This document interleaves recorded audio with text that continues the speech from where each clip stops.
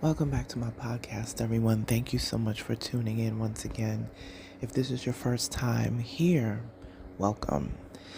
Um, Listen, there's a lot going on in the news right now, a lot going on with our administration right now, um, a lot of duress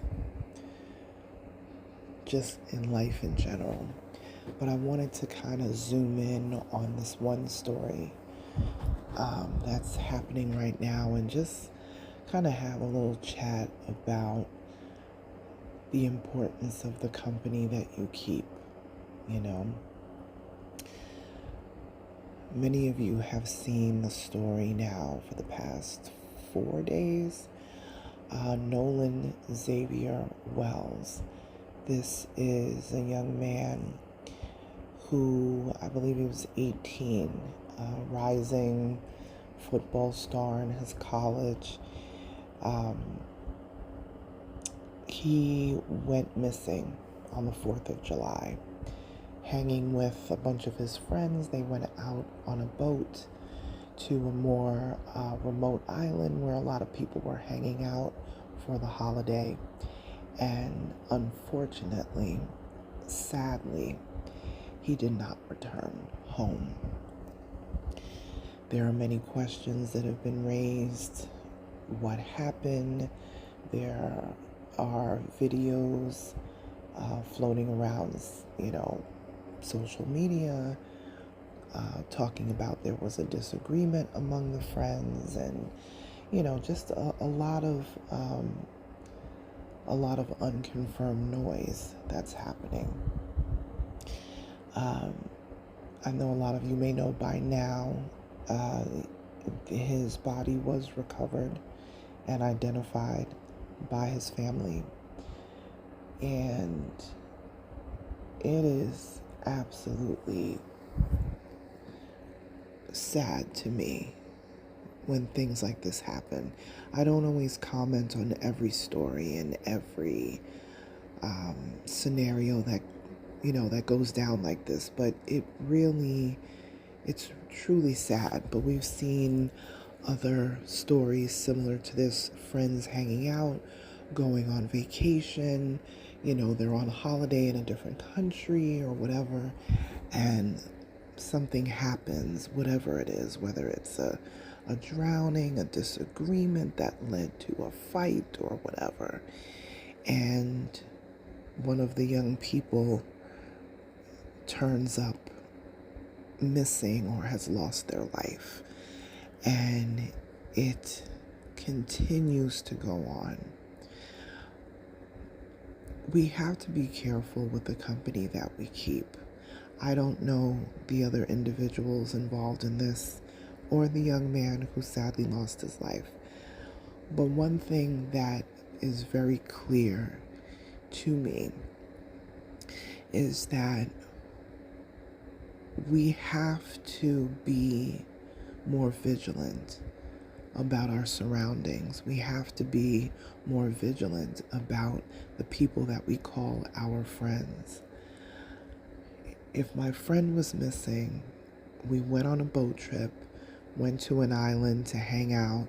Lots of people were hanging out. There's plenty of video online from that day, actually, with the young guys on the video, of just, people taking video of the scene and hanging out. And you're leaving this place without one of the people that came with you. Not only that, they left their phone behind. So now this is looking like a very unusual situation. I don't know how many young people can even be without their phone for any length of time. Some people are saying, well, they were in the water, that's why he didn't have his phone on him. But for them to leave and you have his phone, and the whole thing is just not making sense. It's not seemingly, I don't know, it's frustrating to me. But like I said, if we went there together, we'd leave together. You know what I mean?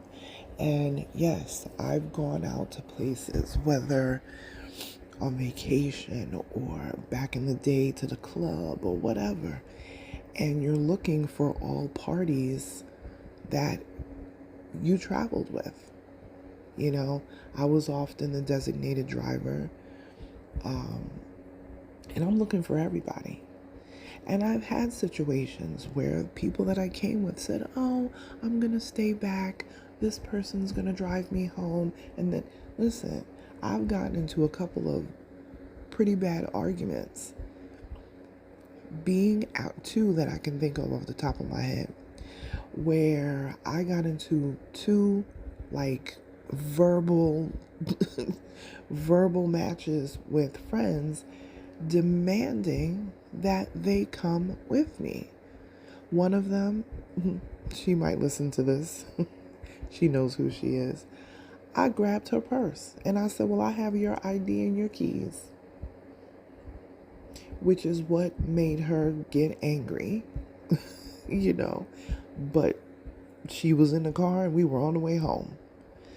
I don't play that. Let's just keep it a buck. You know, I'm trying to be step lightly in all the places. No, I don't play that. We went to an event together. We are leaving together. Period. Especially as young people. Now, from what I can understand, the majority of these people seem to be of age, meaning 18, 19 years old. Maybe even there's a 17-year-old in there somewhere. But these folks were college-age students, okay? Sophomores, freshmen in college, whatever it is. Somebody says they're going to stay behind. I need to know the details of this.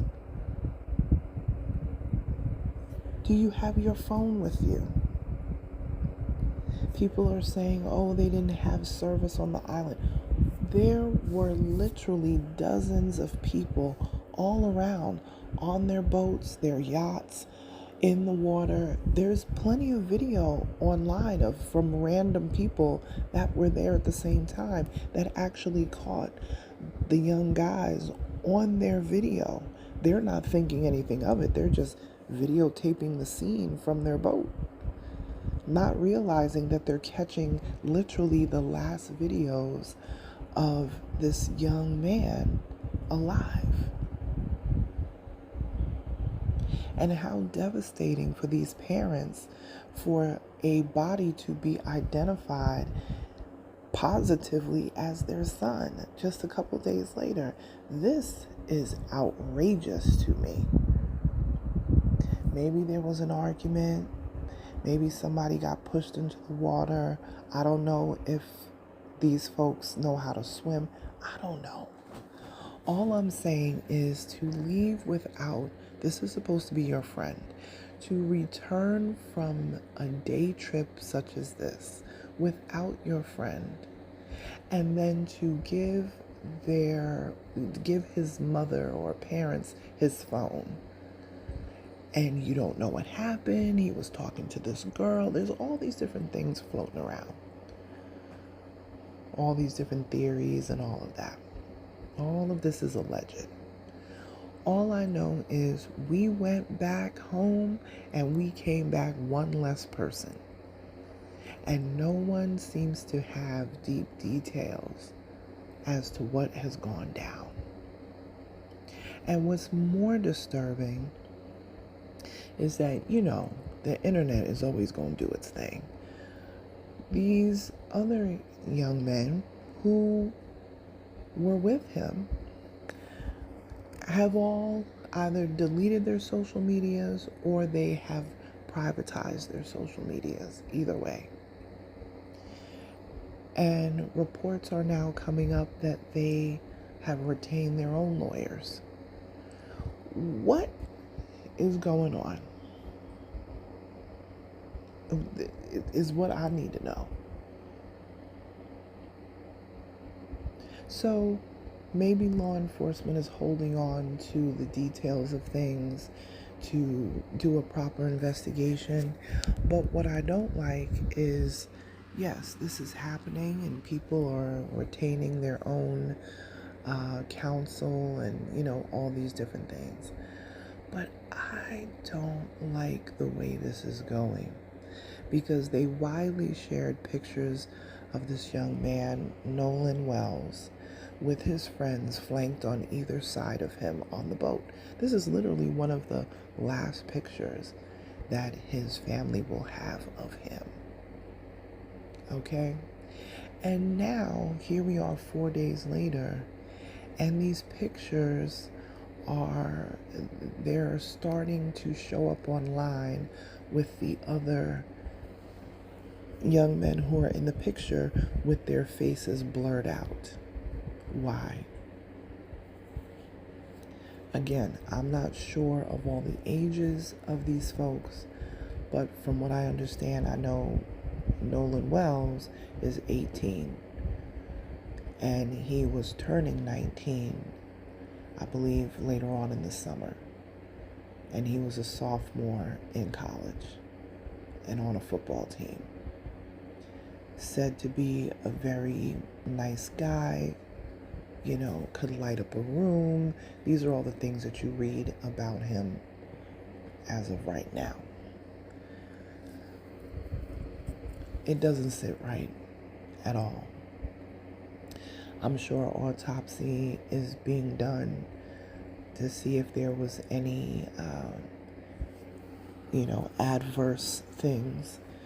But I feel like the narrative is being, the groundwork of the narrative is being laid out as accidental, or maybe drowning, or, and when something is an accidental death or unintentional or, whatever, this is the type of thing where investigations tend to cease once that happens.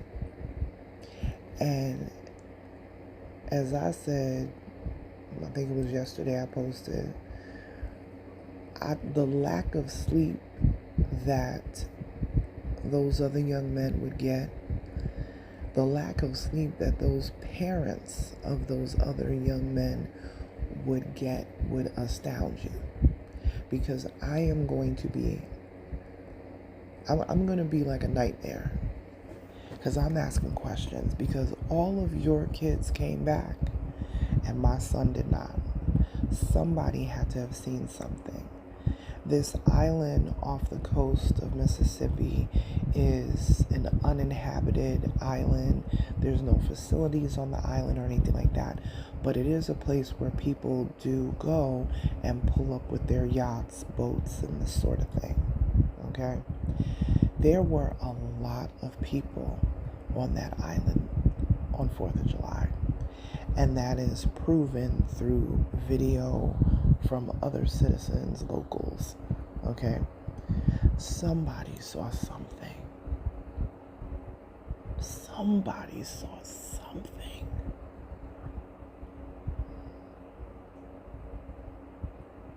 And I don't care if you think your video, means nothing. If you have a video from the day, even if you were just panning around, just taking a video of the waves and the water and the people, share that video with law enforcement, with investigators, with the lawyer who is now working with Nolan Wells' family.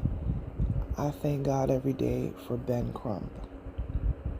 If you guys are not familiar with Benjamin Crump, he always covers these type of cases that are hard to solve, discrimination cases, all of the things. Again, we have to be careful about the company we keep. Look out for if this is your friend, look out for your friends. Look out for your people. If you see one of your friends having a disagreement, especially with an outsider to your group, don't just let it unfold. Defend. Pull them up out of there and be like, yo, it's not worth it. Let's go. Let's go. Because that could be the difference of you coming back home alive and well. Don't let a disagreement that happens divide you as friends ever in life, but especially when you're away from home. If you're on your spring break trip and you went to Jamaica or Puerto Rico or whatever it is, don't let a disagreement divide you on a trip. Especially when each person is relying on each other to have each other's back. Because that's where these things can happen. We've seen it time and time again with young people going off on their, college trips or spring break or whatever it is, or just doing a trip with friends. And an argument ensues or a disagreement ensues, often, unfortunately, because there's alcohol involved, people get to drinking and things go left. But this situation has all of the makings of a potential cover-up. And that is so concerning to us, the general public, who is watching this. I hope that it isn't the worst case scenario as far as a friend would do harm to another person, but I would love for this family to at least have some closure. I was saddened when the body that was identified just, I guess, offshore. I was sad that it was positively identified as Nolan Wells. But that also was part of the closure, because I would hate for something like that to happen, or we don't know what happened because you never, the body is at sea or, gets eaten or, whatever. I mean, it's out in the water and you don't know beyond that. So while I'm happy that they had that closure, there is still a lack of transparency for how this tragedy even came to be. And I hope that anyone that has any, even like I said, if you think your video is insignificant, if you were there on that island that day, if you were on the boat with Nolan and his friends, speak up. Don't let this family go through this torture. Nolan Wells, his life mattered. And I don't care if he wasn't a part of the group or he was the only black guy and everything. All of that, we'll see where all of that takes this situation. But his life matters. His life matters. And I hope that we will have some answers soon. Rest in peace, Nolan Xavier Wells.